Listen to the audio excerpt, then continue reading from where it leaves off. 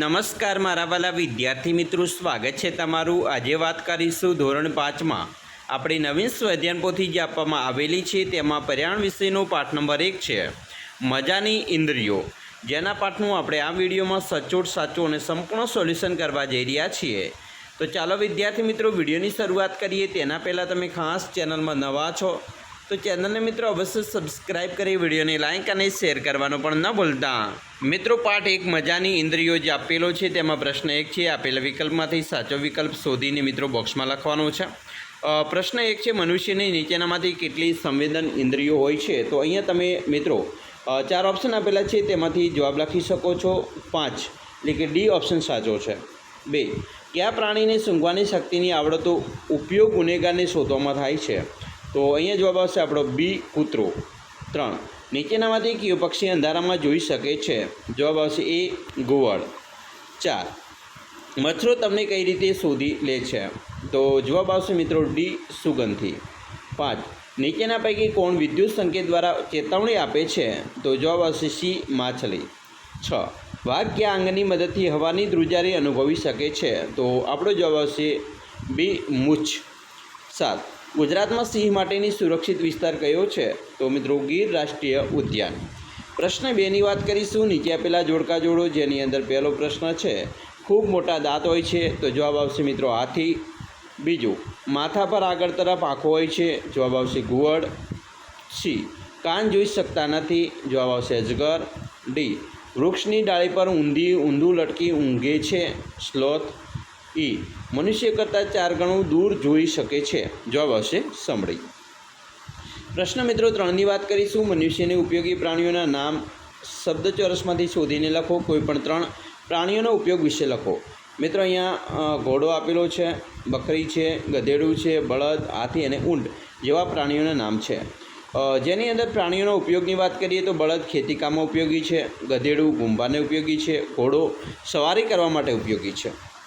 પ્રશ્ન 4ની વાત કરીશું। ખાલગ્યા પૂર્ણ કરવાની છે, જેમાં પહેલી ખાલગ્યા છે કે રેશમનો કીડો માદા કીડાની તેની ખાલગ્યાથી ઓળખે છે? તો જવાબ આવશે સુગંધથી।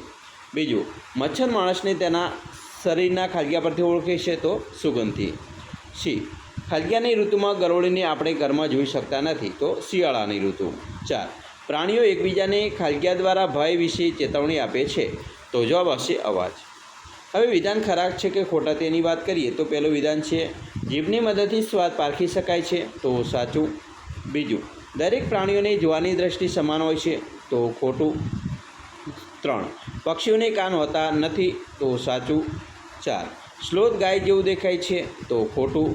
5, વાઘના કાન અલગ અલગ દિશામાં ફેરફરી શકે છે? તો સાચું। 6, જીરાફ લગભગ 2 કલાક ઊંઘે છે? તો સાચું। તો આવી રીતે તમે પણ જવાબ લખી શકો છો। પ્રશ્ન મિત્રો 6ની વાત કરીશું। પ્રશ્નોના જવાબ લખવાના છે, જેમાં પહેલો પ્રશ્ન છે પ્રાચીન સમયમાં કયા પક્ષીને સંદેશાવાહક તરીકે ઉપયોગ થતો હતો? તો જવાબ આવશે પ્રાચીન સમયમાં કબૂતર પક્ષીનો સંદેશાવાહક તરીકે ઉપયોગ થતો હતો। 2, ઓસ્ટ્રેલિયામાં જોવા મળતું વિશિષ્ટ પ્રાણી કયું છે? તો ઓસ્ટ્રેલિયામાં જોવા મળતું વિશિષ્ટ પ્રાણી કાંગારૂ છે।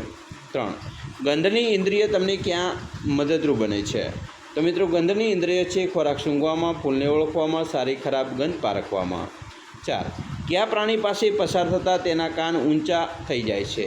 તો જવાબ આવશે કૂતરાની પાસેથી પસાર થતાં તેના કાન ઊંચા થઈ જાય છે। 5, મીઠાઈ વેરાઈ હોય ત્યારે થોડીવારમાં કયું જીવજંતુ આવી જાય છે? તો મીઠાઈ વેરાઈ ગઈ હોય ત્યારે મિત્રો થોડીવારમાં કીડી જીવજંતુ આવી જાય છે। 6, કાનના સ્થાને નાના છિદ્રો હોય તેવા 2 પ્રાણીઓના નામ? તો મિત્રો માછલી, મગર, દેડકા, ગરોળી વગેરે। 7, તમે કયા અંગ દ્વારા સાંભળી શકો છો? તો મિત્રો જવાબ આવશે કાન દ્વારા। પ્રશ્ન 7ની વાત કરીએ તો દરેકના નામ લખવાના છે, જેમ કે તમે જોયેલા આંચળવાળા પ્રાણીઓ તો કે ભાઈ ગાય, ભેંસ। ખેતીકામમાં ઉપયોગી પ્રાણીઓ તો બળદ, ઘોડો। તમે જોયેલા પાણીમાં રહેતા પ્રાણીઓ તો માછલી, દેડકો। તમે જોયેલા જીવજંતુ મચ્છર, કીડી। ઘરમાં જોવા મળતા પ્રાણીઓ બિલાડી, ઉંદર। તમે જોયેલા પેટી સરકીને ચાલતા પ્રાણીઓ તો સાપ, અજગર। તો આવી રીતે લખીશું। પ્રશ્ન 8ની વાત કરીએ તો પ્રશ્નના જવાબ લખવાના છે, જેમાં પહેલો પ્રશ્ન છે કે કયા પ્રાણીઓના કાન તમારા કાન કરતાં નાના હોય છે?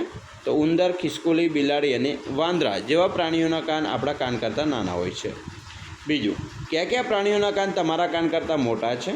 તો હાથી, ગાય, ભેંસ, ઘોડો, બકરી, કૂતરો વગેરેના કાન. 3. જેના કાન જોઈ શકતા ન હોય તેવા પ્રાણીઓના નામ, તો સાપ, ચકલી, પોપટ, મોર, કાબર, કબૂતર વગેરે. 4. તમે જોયા વગર ફક્ત તેની ગંધથી જ પારખી શકો તેવી વસ્તુઓના નામ, તો અત્તર, ફૂલ, ફળ, વાસી ખોરાક, લસણ, ડુંગળી, અગરબત્તી, મરચાં વગેરે. 5. જેની સુગંધ તમને ગમે છે તેવી વસ્તુઓના નામ, તો બોડી સ્પ્રે, ગુલાબનું ફૂલ, અગરબત્તી, મોગરાનું ફૂલ, મીઠાઈ વગેરે. 6. કયા કયા પ્રાણીઓ આપણી ભાષા સંકેતો સમજી શકે છે, તો ગાય, ભેંસ, બળદ, ઘોડો, પોપટ, કૂતરો વગેરે. 7. કયા કયા પ્રાણીઓને તમે તેના અવાજ પરથી ઓળખી શકો છો, તો ગાય, ભેંસ, બળદ, ઘોડો, પોપટ, કૂતરો, બિલાડી, ઘેટું, સિંહ, હાથી વગેરે. 8.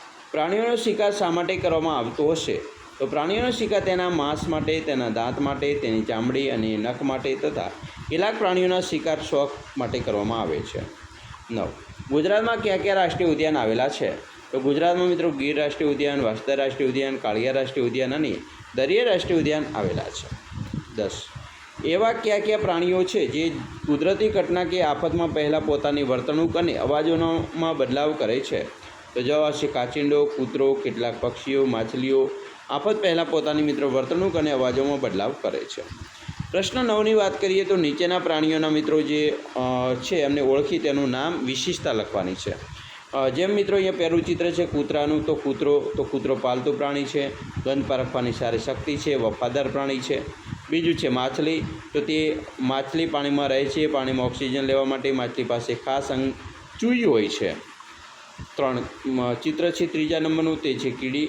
કીડીઓ ઘણી મહેનતી હોય છે, સતત કામ કરે છે અને આરામ બહુ ઓછો કરે છે. 4 છે સ્લોથ. સ્લોથ મિત્રો પૂરેપૂરું જીવન વૃક્ષ પર વિતાવે છે, તે ઝાડની ડાળીઓ પર લટકી રહે છે.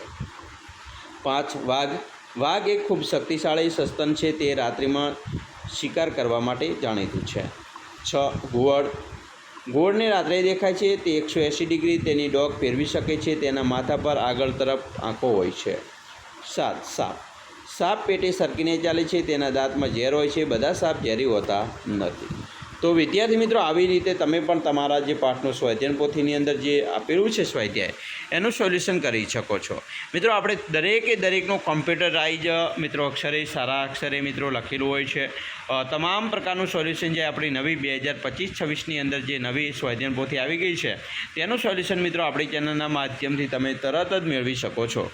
તો અમે આશા રાખીએ છીએ તમને આપણો વિડીયો છે ખૂબ જ ઉપયોગી નીવડશે. મિત્રો ખાસ કરીને વિડીયો ગમે હોય તો લાઇક કરજો, તમારા મિત્રો સુધી વિડીયોને શેર કરવાનું પણ ન ભૂલતા, જેથી કરી તમારા મિત્રોને પણ આ વિડીયો ઉપયોગમાં આવી શકે.